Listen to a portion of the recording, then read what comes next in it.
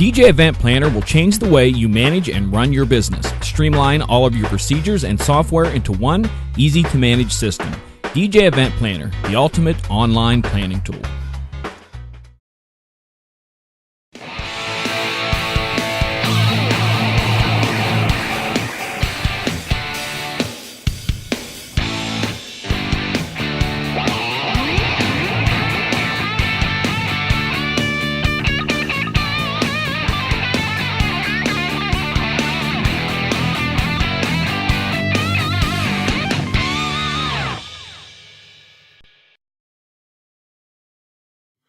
We did it again. Now, ladies Is this and the gentlemen, intro? this John, is the are you intro. Hang on. introing us? We'll get this. Now, ladies and gentlemen, it's time for Wedding Chat with Jeremy Brech and Dave Ternier. Hey, Dave.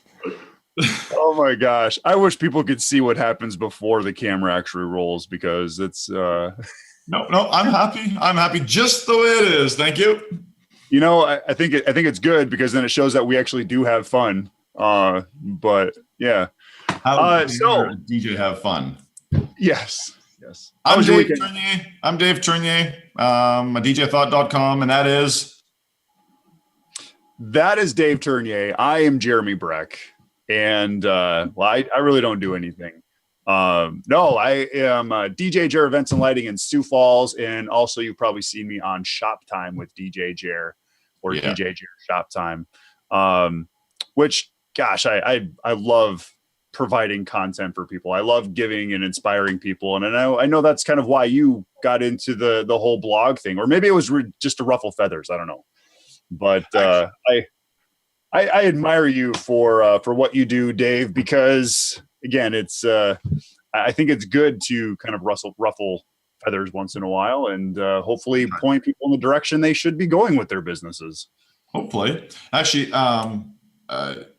I'll be coming up on my 100th blog post here in the next couple months, I guess, and it will be about why I started the blog. And maybe, Jeremy, I don't know if this is similar to you, but in part it was to scratch my own itch, in that I don't know about you, but don't go there. I would answer a question on Facebook somewhere. I would prepare what I thought was a pretty eloquent answer, and yada, yada, yada, yada, and take the time to write something out to answer somebody's question. And then a week later or 2 months later, inevitably somebody would ask the same damn question again. And I'd be like, where's my other answer that I can just copy and paste?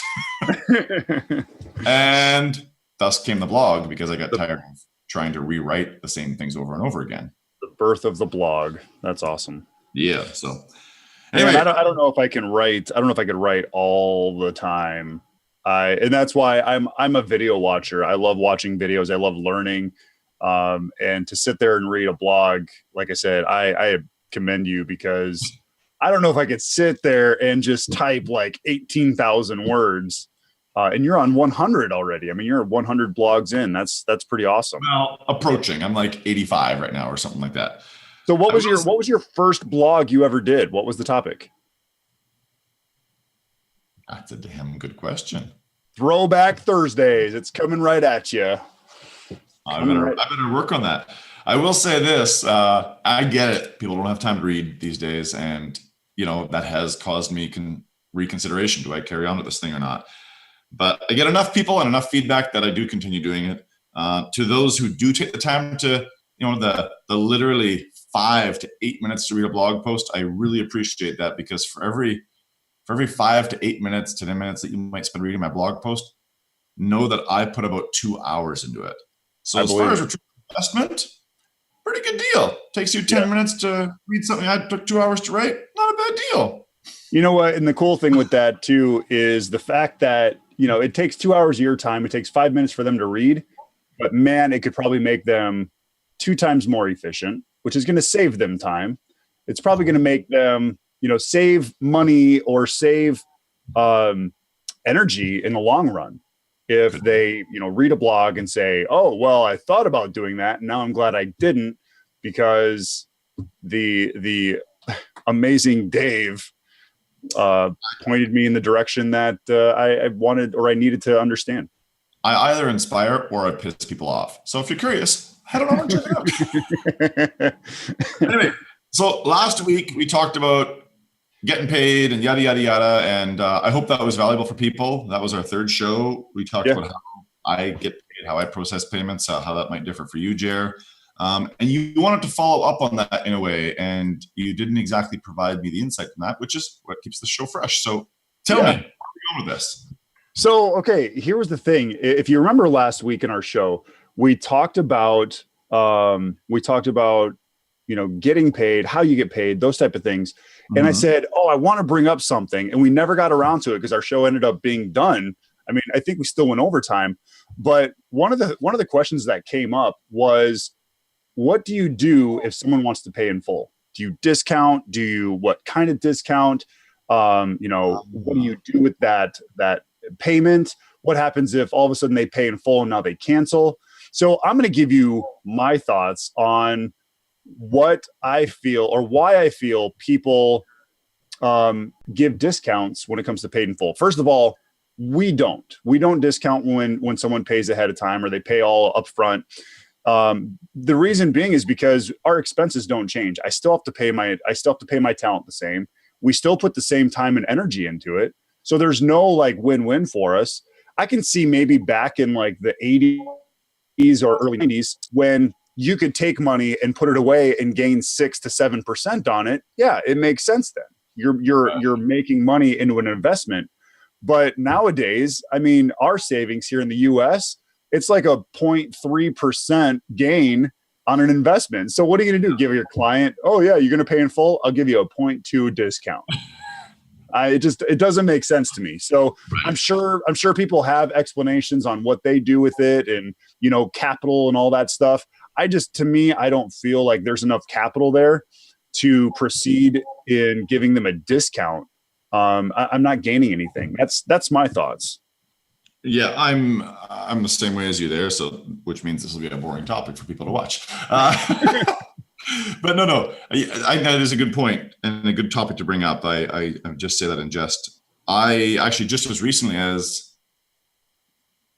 a month and a half, 2 months ago, actually had a client ask me if they paid in full, would it be the same price? And they weren't asking for a discount per se. I mean, they were booking me. There was no two ways about it. Hey, Dave, right. Is there any benefit to you and us if we just give you all the money right now? Yeah. And this is for a wedding next year in June. And I said, it makes no difference to me, honestly. Whatever is best for you guys.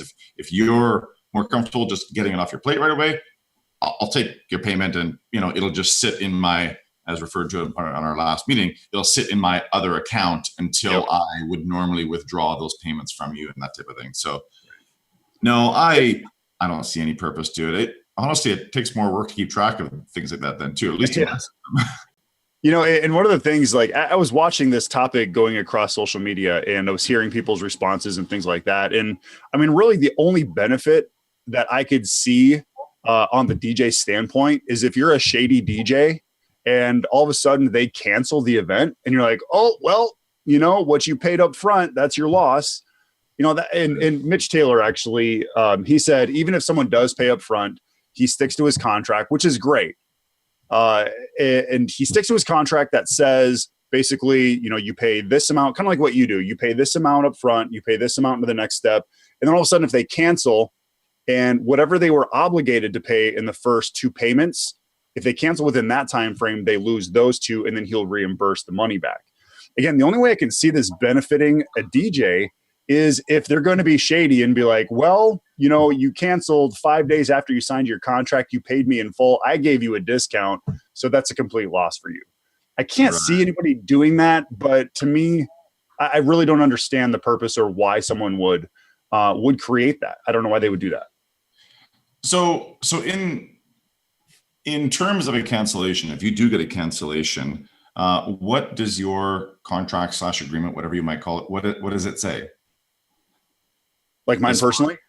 Yeah. Like what does it say as far as if they'll get any money back from you or if they owe you money? What are the terms of your contract as it pertains to that?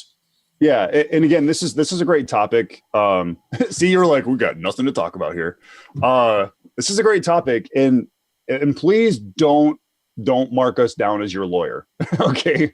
So if you have a contract, please make sure that you are taking care of this legally and you've gone over it with your lawyer. If you don't have a lawyer, get a lawyer. You're running a business, you should have a lawyer.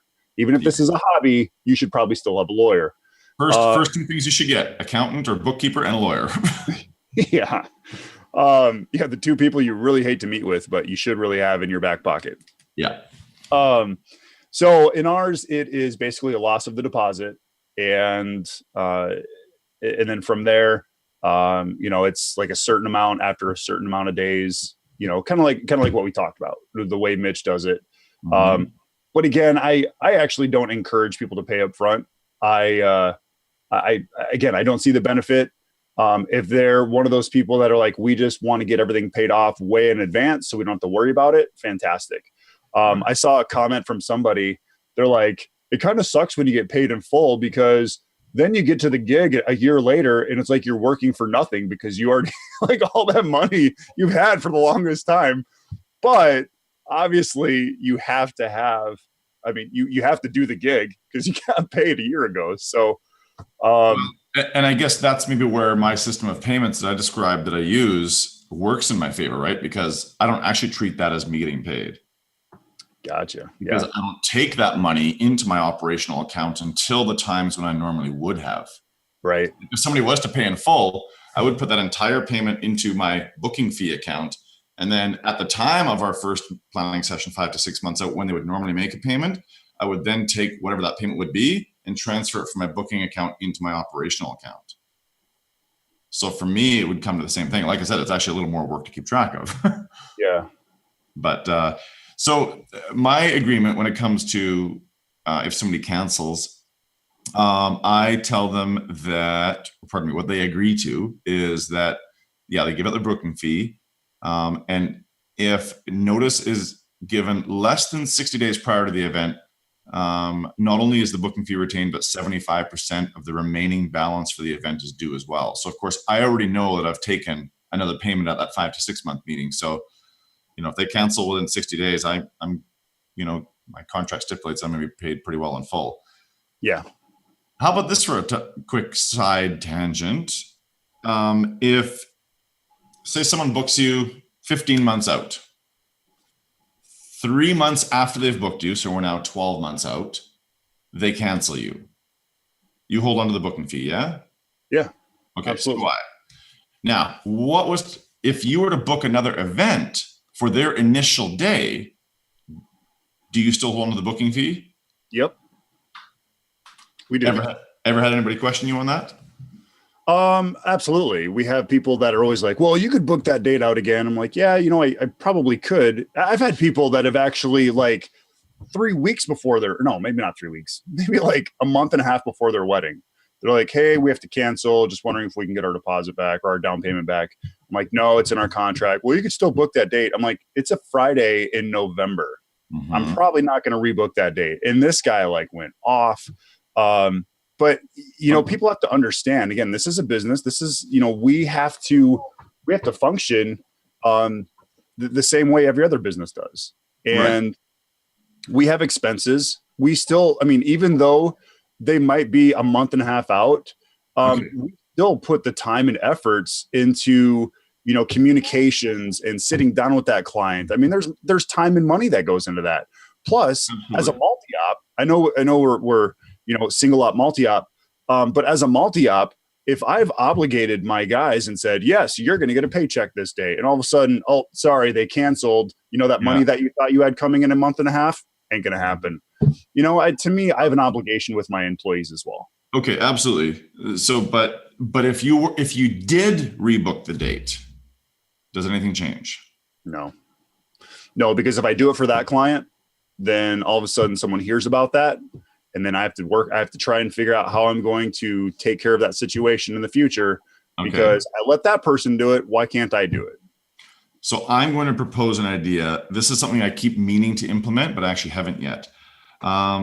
This all stems from last year in August. I had a wedding that I had booked for last year in August, had booked, and then a couple of months later canceled. So, that all probably happened like 2 years ago. Okay. Yep. And I was able to rebook the event. Now I happen to be friends with the original bride on Facebook. And she saw after her initially booked date with me that I had actually been able to book another wedding that day. She saw on Facebook because I had posted about it. So she sent me a message expressing her sincere regret and disappointment in me that I had still held on to their, at that point in time, my booking fee was $1,000, $1,000 or $1,250. Anyway, considerable sum of money to, I think, most people. Mm-hmm. And not only that, there was a little extra pressure on me in this case because she also ran a hair salon. Oh.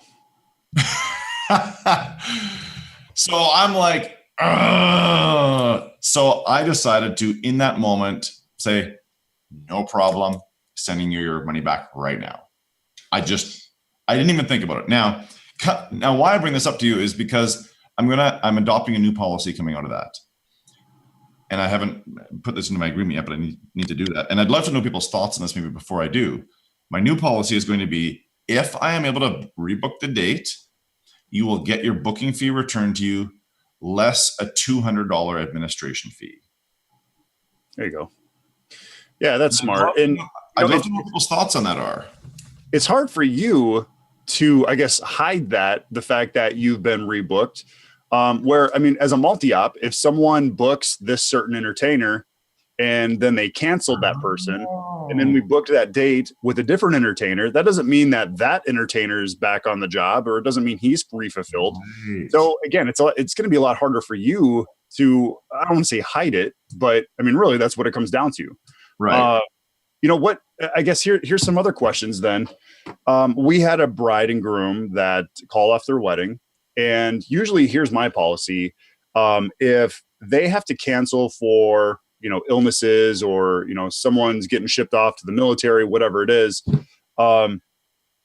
we typically do let me back up. Military, I thank you so much for everything that you guys do for us. We will transfer over their deposit to a new date, full transfer. Everything gets transferred over. If for some reason they cancel because of they've separated or they're not getting married now, then what I'll do is I will keep half of the deposit and I will give them half of the deposit back in credit to use whenever they do get remarried or they get reengaged. So you give them each a credit? Nope. I basically separated now. Yeah, I'm pretty sure most of them aren't going to, both call me back. Okay. Basically the first come, first serve thing. So not saying like go out and go find someone quick so you can use your deposit or half of a deposit. I have this friend that you should meet. But no, I mean we try to make it as easy as possible. And people always ask about, can I transfer my deposit that I paid towards my friend's wedding or my sister's wedding?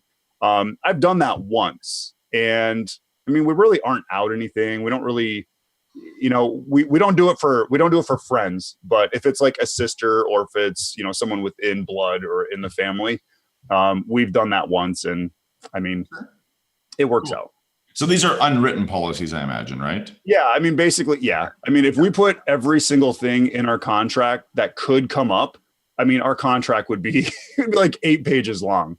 Yeah. Well, it gives you the flexibility to apply certain things as you see fit too. Yeah. Yeah, absolutely. Yeah. Yeah. And you have to be, I mean, it's like everything that we do as an entertainer, we always have to be thinking one step ahead, or we have to look at a scenario and say, okay, how do I work with this scenario? And how do I make it feasible for my client? And how do I make it feasible for myself? Mm-hmm. Or how do we make this beneficial for both parties? So again, we're not jerks, but your contract is your contract, and you have to stick with your contract as much as you can, because without your contract, you're just going to get pushed around. Right. And yeah. Well, if anybody has any feedback for me on the policy, I'm probably going to adopt, as in I'm actually going to put it in my agreement. It won't be an unwritten one. It's a Canadian policy. I want to put it in there because I want to show even more good faith to when people sign. Look, if you do call it off and I'm able to rebook the date, you're going to get X number of dollars back. If anybody has any thoughts on that, let me know, please. Yeah, that's cool. So, hey, we're on contracts. Let's just talk a little bit more about contracts. We don't have to talk about pricing. We don't have to talk about any of the dollars or anything like that. But what are some of the main things that you have in your contract that you feel is extremely important for DJs to have in their contracts? Well, because I'm primarily weddings, words matter to me. And I don't know about you, but I refer to mine as an agreement. I think it's a softer, more personal, more intimate word for some reason. Yeah, I agree. So that's how I refer to mine. Small detail.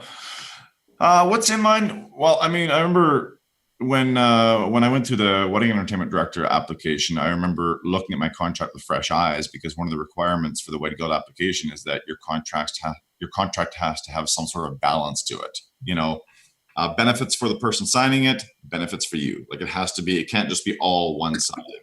And I remember back when I was mentoring some people through the wedding guild process, I remember reviewing similar contracts going, okay, there is nothing in here for your client. This is all you. So that was where I kind of started looking at my contract differently.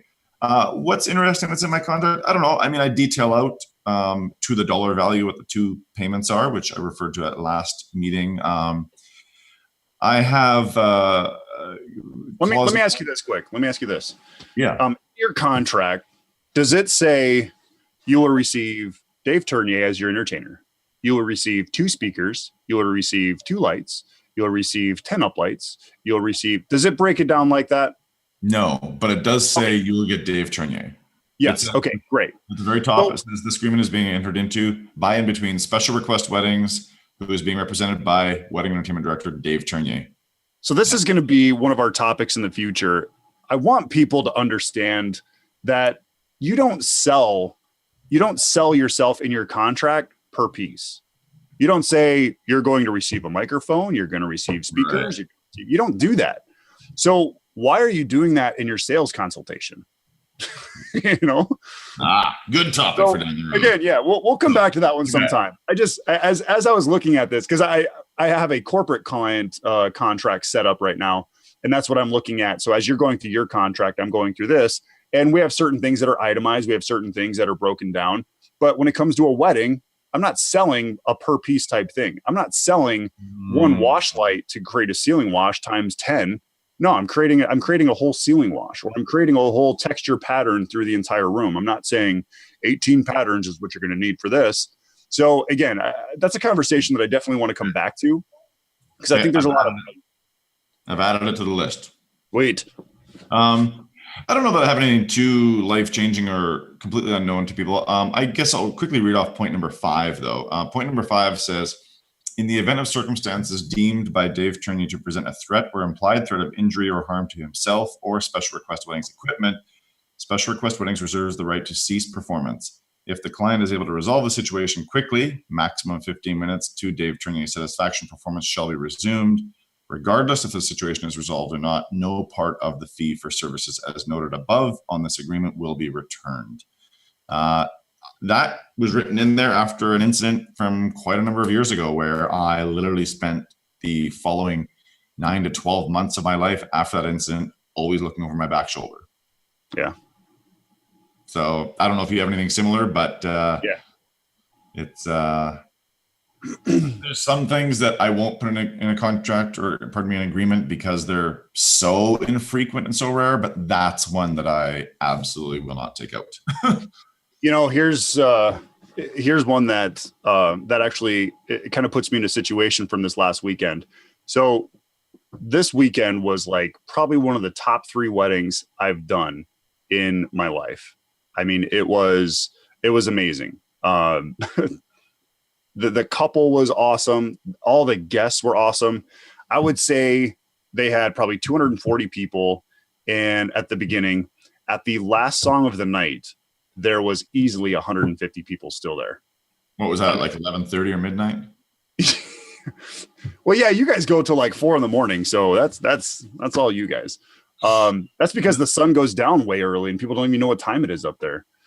But no, that's awesome. No, congrats. It's really great to hear, though. It was an amazing wedding. And I know people are like, oh yeah, you know, that's what we do all the time. And that's great. I mean, I applaud you. Yeah. But you know, everyone was just so engaged in the evening. you could tell everybody was really there to celebrate with the bride and groom, and everyone had a blast. And there were certain things that I did through the reception that just really made an impact on the evening, that really created a memory or created a moment. So again, the reason I'm bringing this up is because it was one of my most phenomenal weddings that I've had. And I had so many like amazing people there that I know are going to be potential clients. I know that they're going to book me in the future, just because of the reactions of what was going on that evening. Mm-hmm. So here's the thing. Number 6 in my contract, equipment damage. Uh-oh. I shall be fully liable for any of the property damages caused during the event by the client, its guests, agencies, invitees. That's a weird word. Employees or any other person coming on the premises or attending any event, whether intended or not, for which host is providing entertainment, so on and so on and so on. Okay. Mm-hmm. So, as you know, I love my Evolve 50s. Let me tell you, they are not waterproof. So the dance, I had about a half hour left in the evening, about 45 minutes left in the evening. Oh, no. And some lady like stumbles on her shoe. She has like these wedges, and somehow she stumbled on her shoe. She took out the head table, and I like to like frame in the head table with my lighting, my audio. Mm-hmm. And the water vase dumps right on my Evolve 50. So I'm like, oh crap, I unplugged the thing. I try to dampen up as much as it is possible. And I'm like, okay, I think I got it all. But it must have shorted out. It must have shorted out the input, like, because it doesn't show that there was any input coming from going into the speaker. So, and they're so new, like the Evolves are so new. I'm like, I don't need a backup yet, I have a small, I don't have a second Evolve, or a third Evolve, I should say. Right. So I had a little speaker out in my van in case I needed to bring it in and take care of it. I'm going to come back to the contract, but this goes to show you, with 150 people on the dance floor wanting it as loud as possible, one Evolve 50 did it the rest of the night. Really? Yeah, it was amazing. Like I couldn't believe, like, no one really noticed. I shouldn't say they didn't notice, but no one was like, we can't hear it, or right. The audio is not working, whatever. No one complained about it. But I could drive the entire dance floor for the last 45 minutes with just one Evolve. So were you clipping it? No. I mean, okay, so let me, this is a whole different topic. So I took the audio symposium two springs ago, where you actually went to Electro Voice headquarters, and then you learned about the aspects of audio. You learned how to do gain structures. You learned all of these different things on audio, how to get the best MP3 or the best WAV files to get the cleanest audio. I mean, everything you can think of. Gain structure was probably the most important thing. So here's to answer your question. If you do gain structure correctly, and I talked to Brian Harris about this as well, because he just got his Evolves and he's just like blown away. But if you do gain structure correctly, you can push your speakers to its fullest potential without actually blowing or clipping or limiting any of those things, if you know how to create a really good gain structure. And I think that's where a lot of people mess up, is they don't create gain structure. They just jack it up as high as they can, hoping that the speakers can be able to handle it, and then they blow their speakers. So no, I never clipped the speaker. I never limited it. I mean, it ran beautiful the entire time. Yeah. So, I mean, they're legit. But anyways, they're not waterproof. Mike Dussault, are you listening? Yeah, Michael. No, actually, I talked to Mike yesterday about this. I'm like, Mike is from EV, just for those who don't know. Yes, yeah. Mike Dussault is with Electro Voice. I talk about a guy who really loves this industry, who cares about us as DJs. Holy smokes! I mean, Electro Voice crew is truly phenomenal, and we're fortunate to have somebody like that in this industry that cares that much. Carry on. I didn't mean to interrupt. I just wanted context. So go ahead. No. So again, they're not waterproof. But that brings me back to, in my policy, in my contract, equipment damage. Okay. If I take my contract and go back to them and say, this is the situation that happened, I need to replace my speaker, am I damaging more than just my speaker now? Right. And that's where I have to draw that fine line. I mean, in my contract, it says I could go back to them and say, I'm going to need the insurance money to cover this damage. But again, I'm looking at one of my top 3 weddings of all time, and I'm talking to 150 potential clients. And if I ruffle feathers for one bride and groom or one family who was completely amazing, is it worth it for me? Interesting. Okay. So I already know what I'm going to do, but well, so in my case, I mean, my insurance would cover that speaker, so I'd have to pay the deductible, which is like $500 on my end, I think. Right. And that's like what, a $1,500 speaker or something like that, US, right? 2,000 Canadian. Yeah, something like that. Approximately. I don't know if you're asking, but what I do, you've already made up your mind. I would have the conversation with them. There's no doubt about that. Okay. I don't know if I would have done it that night, or maybe I would have done it follow up. You talk about doing it that night. I mean, they're on such a high. Like, it wasn't just the bride and groom, and I'm not going to go to the bride and groom because the bride and groom didn't pay for it. The parents paid for it. And I mean, again, you know what we both charge. For me to go back and say, well, I'm going to need an extra so and so much of this and so much of that. Here's my thoughts. I like your idea of just at least talking to them and telling them, this is the situation. Well, here's the conversation I have before you make up your mind. Here's the conversation I would have. You're right. I probably wouldn't do it that night. How I would have the conversation is I would probably bring it up softly in my standard follow-up email. So the Tuesday after a Saturday wedding, I send them an email that is template based, but I write parts of it personally so that it doesn't look like it's completely machined, because nothing drives me nuts more than machined emails. Let's have that conversation one day. I would love that. Ooh, you want to get me fired right up? Anyway. Dave, you're making me hot. I would probably mention in the email, I would say one of the lines in my follow-up email says, was there issue with anything that took place that evening that I should be made aware of so that I can avoid it with future weddings? In that sentence, I will often put in something that I know didn't go right. Because tip for anybody, if you want to get honest, critical feedback from somebody, first admit that you didn't do something right, because it's a door for them to then say something. But I would probably say in there, was there anything I'm not sure if you are aware, but one of the guests that evening was having a lot of fun and tripped and dumped a thing of water over my speaker. Unfortunately, the speaker is inoperable at this moment. I'm going to look into what it costs to get it repaired or replaced. If it's anything substantial, I may let you know, but I'll probably just take care of it. That's probably how I would softly do it, because now you're opening the door for them to go, oh, what, Jared? Whoa, what? And you haven't asked them to take care of it, right? Yeah. You said, probably not. Yeah, don't worry about it. I'll probably take care of it. But you're at least opening the door. They might come back to you and go, whoa, that happened? And whoa, what? Tell you what, let us send you $200. Yeah, that's a good point. So that's probably how I would approach it, doing it softly, telling them, don't worry about it, I'm probably going to take care of it, but at least opening the door that if they want to, because your contract does say that, and that's a bit of money. But I mean, what we charge shouldn't really be a bearing in this. I mean, well, I'm just saying it's not like my clientele couldn't afford it. It's not like they, I mean, we have some, you get those people that are like, oh, what do you charge? Oh, I charge this much. Oh yeah, I'm looking for someone like around that $300 mark. Yeah, I can't even pay my employees. Right.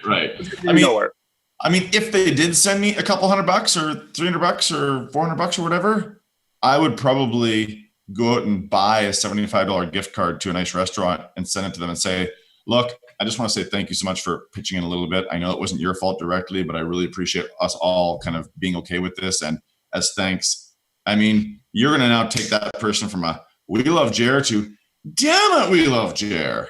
Or they're like, I hate this restaurant. Gosh. So what are you going to do? How had you your mind made up before I said that? So I truthfully, I wasn't even going to bother them about it, but I do like I like the idea of at least just letting them know that, you know, your wedding day or the wedding was amazing. You know, all of your guests were truly enjoyable. You know, I hope that you felt everything went well. We had one situation, and then just kind of go into the story at that point. Yep. And, you know, I mean, I was over there. I was more worried about the client than I was my speaker, you know, because this lady had fell into the head table. The head table, like, I don't know what happened. Like half of it was on the dance floor. The other half was still on the stage. So as that's all happening, I run around. I'm like, oh my gosh, are you okay? And then I look over and it's like, no, I can just see all this water. So in the Evolve 50, it's got like this slant to it where you can plug all of your inputs in. You can see the DSP and all that. Yeah. And so like there's just this tray of water sitting right there. And I'm like, oh man. So it's not like the top's fine, but the sub is bad. Like the sub inputs or whatever, it's not working.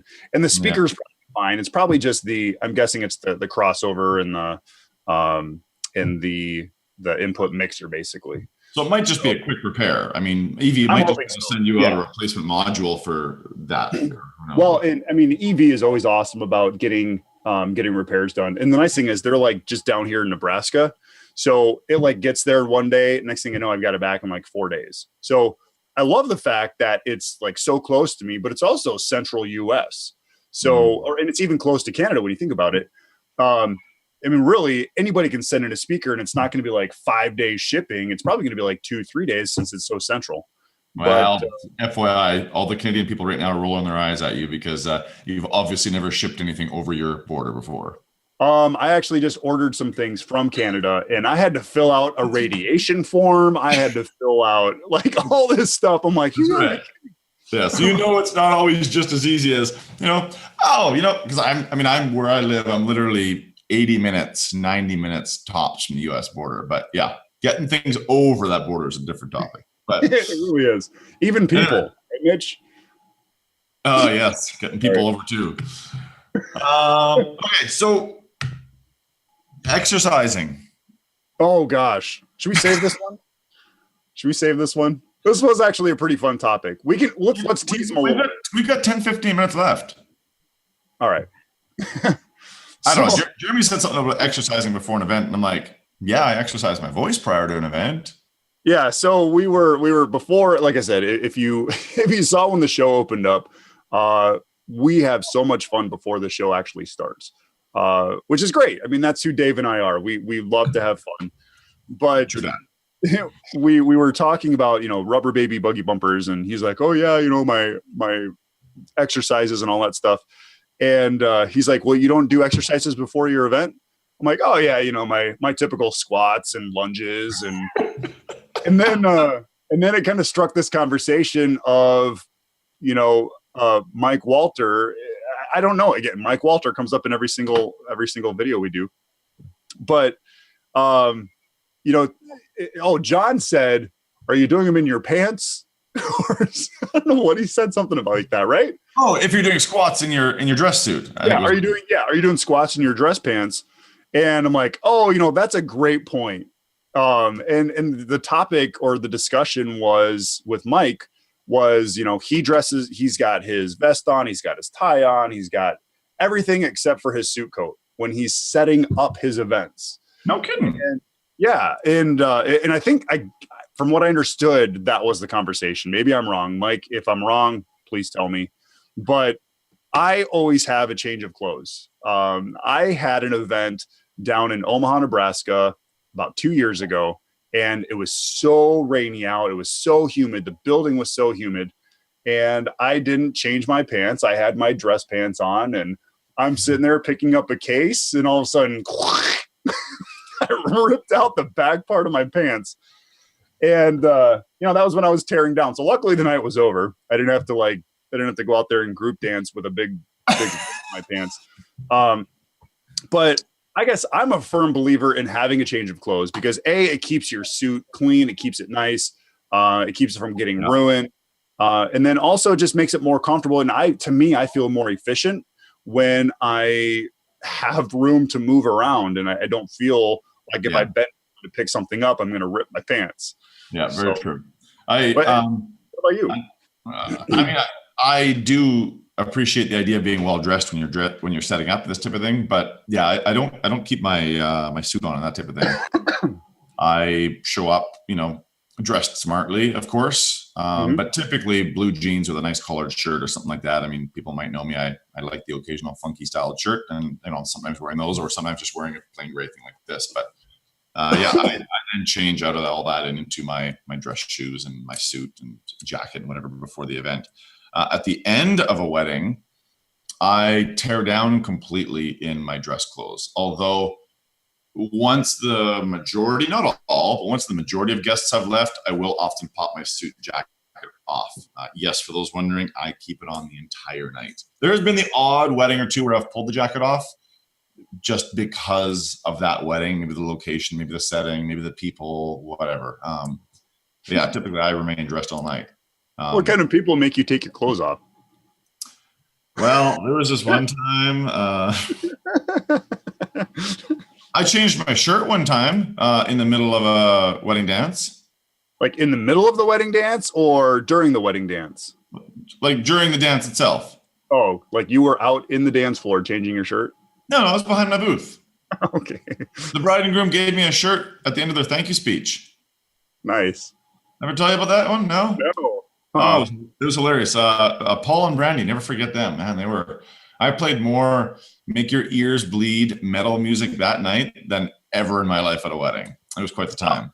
It was nuts. But they were like, at the end of their thank you speech, they were like, okay, and one more thing, Dave, please come up on stage here. And I'm not coming up on stage. Like I actually make a point of asking people to not thank their vendors.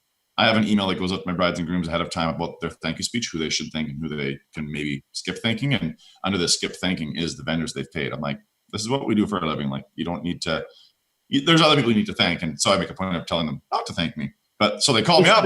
This is a great topic. I'd like to expand on this a little bit more. Write that one down. Okay. We can expand on that one more later on for sure. But yeah, they're like, Dave, come on up here. I'm like, no, like even when people do thank me, I kind of shrink into my booth and go, appreciate it.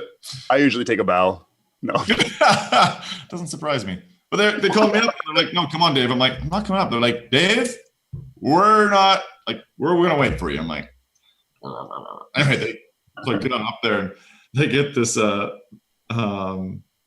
unveil this black shirt they've got me, and it says DJ/MC because badass isn't an official job title. Nice. So of course, that goes along with, as I just shared, some of the music I played that night. They were obviously a pretty fun couple, tatted up to the nines, that type of thing. So yeah, I ended up changing into that shirt partway through their dance. I took my dress shirt off, took my suit jacket off, took my dress shirt off, put that shirt on, put my suit jacket back over top of it, and she just lost her mind. She was like, "Yeah!" So her and I have a picture of it. It's pretty hilarious. Nice.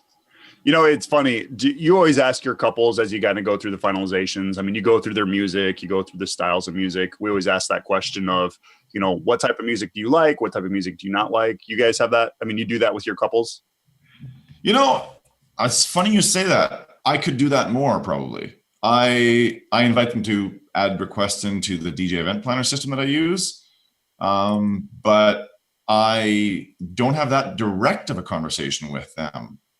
And the reason I bring that up is because when you were like, oh yeah, they had metal music and all this stuff. Every time, I swear, every single couple that I ask, oh, what's your styles of music? Oh, we like pop, we like country, we like this, we like that. And then they're like, okay, what kind of music do you not like? Or what kind of music do you not want at your wedding? And they're like, heavy metal. And I'm like, hold on. What weddings have you been to? I'm just curious. What weddings have you attended that they're like heavy metal all night? I want to hear Pantera. I want to hear, it's like, where are you going for these weddings? So yeah, it's coming to Canada. Yeah. Well, this guy who had this badass shirt on up in Canada, it was pretty awesome. I remember playing this one song. God, what was it called again? Raining Blood by, damn it. Anyway. That's an interesting band name. No, I think that was a song title. I don't remember. If somebody knows, please correct me. But I remember playing the song. One of the groomsmen really wanted it. And they're like, yeah, you got to play it for him. I'm like, all right. So, making songs that work that might be flops, you're going to set them up appropriately, whatever. And, I said, okay, groomsmen, da. Everybody knows he loves whatever the band name was. And I hit play on the track. And for the 4.5 minutes, he had a little bit longer hair. He was on the dance floor. Head back and forth. There was not a single soul on the dance floor because everybody was sitting there watching him, entertained. It was one of the highlights of the night. They were probably afraid they were going to get taken out by his hair. Oh, so fun. Oh, such a fun wedding. What today? Well, I mean, we hit our mark. We're at the end of the show. John hasn't cut us off yet, so I think we should keep. What we should do is we should ask people to send us suggestions of what topics they would want us to talk about. Not saying that we'd be able to talk about every single topic, because if you ask us about inflatable bouncy houses or anything like that, probably not gonna be able to help you with that. But whether it's this is the wedding chat with Dave and Jer. But, obviously, Dave, you work on some things outside of weddings as well. Your skill set as a master of ceremonies. I know that we've been hired for a lot of events where we're just the master of ceremonies. I had a bride that I married, her and her husband, about 3 weeks ago. It was just them two. Okay. So we can talk about officiating.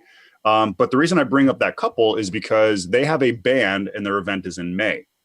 And she was at this wedding that I did this last weekend, this, over the top phenomenal wedding that I had. And she's like, I know we have a band, but I would love to hire you as my master of ceremony. She's like, I don't care what it costs. I don't care. Just let's if you can reserve the date.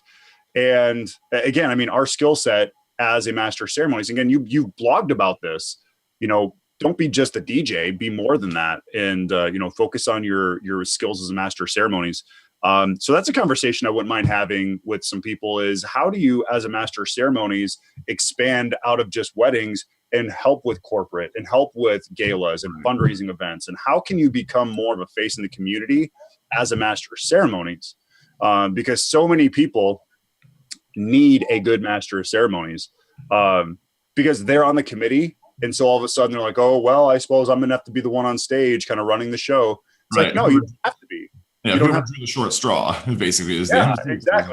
They hate doing it. They do not want to do it. So I think that'd be a great topic. But again, the reason I asked this question is I would love to hear some feedback on what people would like to see for topics.